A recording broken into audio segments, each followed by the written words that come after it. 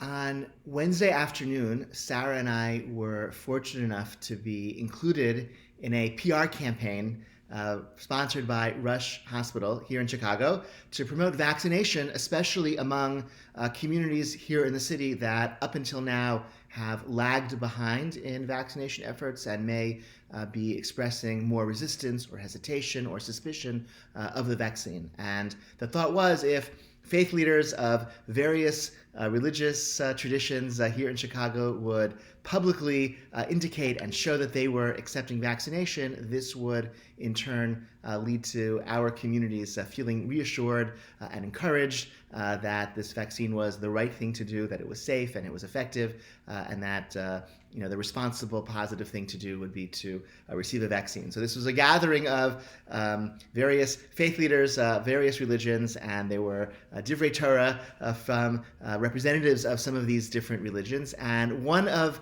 the pastors who spoke and gave some words of blessing, some religious context to the event, he said something that was really towards the end of his remarks. He was about to conclude his remarks, and he said, I don't want to give up the podium. I haven't spoken to a live audience in so many months, and I miss it. I had to keep going. And then he spoke for a few more minutes and had a few more words to say. But that moment where he expressed just how much he missed being with lots of people and preaching before a live audience resonated with all of the religious leaders in the room.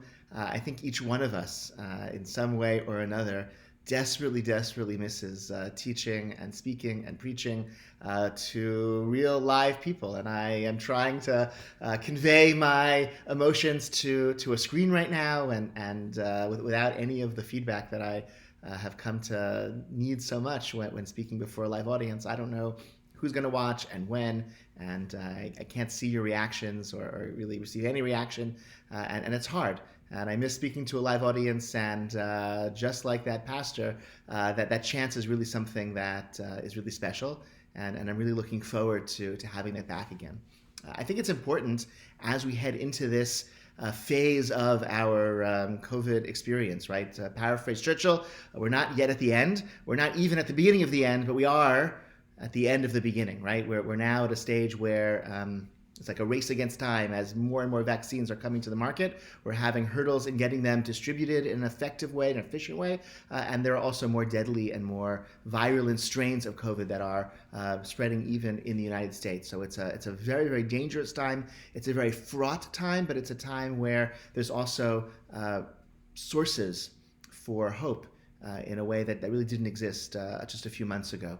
And that parallels a dynamic that we find in our Torah portion this week. In Parshat Beshalach, we read about the actual Exodus, the moment where we leave Egypt never to return, and we hear about the celebration that erupted in the Israelite camp as we cross the sea, as we see the Egyptian army drowned in the waters, knowing that they would never threaten us again, knowing that they would never enslave us again, and we rejoice and we sing. And then the Torah tells us that after the lengthy song of the Israelite men, V'tikach Miriam Neviah, then Miriam, the prophet, Achot Aaron, the sister of Aaron, she took in her hand a timbrel, and all of the women went out with her in dance and with these timbrels, these types of drums or tambourines.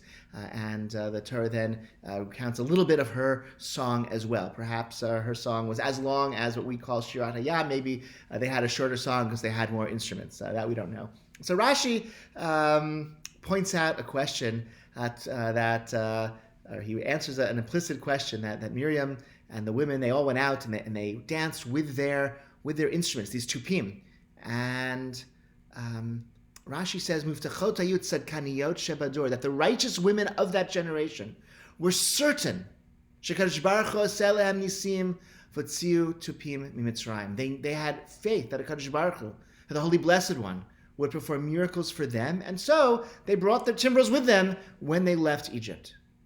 It's an incredible moment of faith to be mired in slavery in Egypt, to be all of a sudden awakened after midnight and rushed out without even enough time for the dough to rise into bread.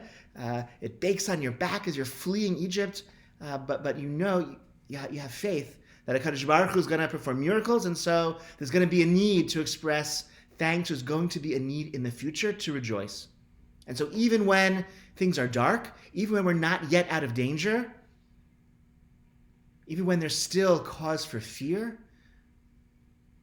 those who have faith in the future will prepare, even in those harder moments, for rejoicing in the future. And the women of that generation had that faith, and they brought their instruments with them as we all left Egypt. Interestingly, Rashi is basing himself on the Mechilta. The Mechilta is an ancient collection of Midrashim. Rashi was born in 1040. He died in 1105. So he was a medieval scholar. It's really impressive how much he accomplished in just 25 minutes. Okay, that's a very, very corny joke, but someone shared that with me 20 years ago, and now I know I never forget the years that Rashi lived, 1040 to 1105.